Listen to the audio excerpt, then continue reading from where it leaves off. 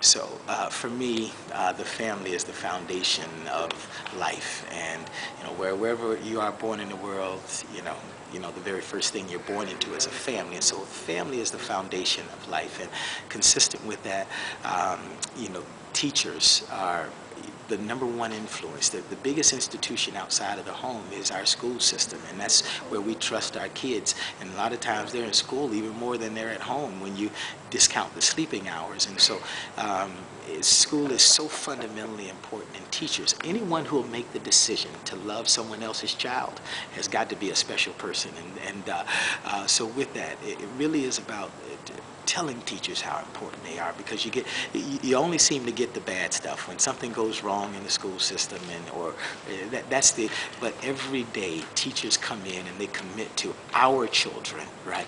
They commit to learning them, teaching them, and educating them. Education, I believe, is the number one thing that takes kids from surviving to thriving, and the stronger education you have, regardless of what profession you choose to get in, the more well equipped you're going to be. And so education is the thing they can't strip from you. If you have a car, they can take that away from you. You have all of these other different things. Education is something that cannot be taken away from you, and it is one of the things that balances socioeconomic, all of the different barriers you can talk about in life. Education is the great equalizer, and teachers are the number one facilitator of that, and we want them to know that, and to know that they're special and unique and wonderful.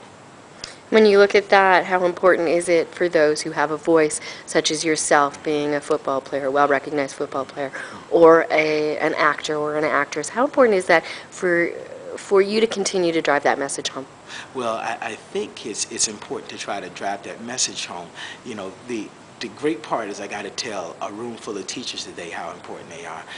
The challenge is it's I think equally as important for us to begin to pervade that message through the general public, and so I think we need to say that on more public platforms, to say that teaching is one of the most noble professions that is in our society, and we kind of understand that at a global thing, but we don't appreciate it. If we really get it, then we'll appreciate teachers the way that we should in our society and our culture. So when you really understand is when there's an action that follows, right? Other than that, it's just lip service. And so I think as a global community, it's very important that we begin to rally around teachers and our education system and value them and give them their proper place in society. They should go before us selfish athletes.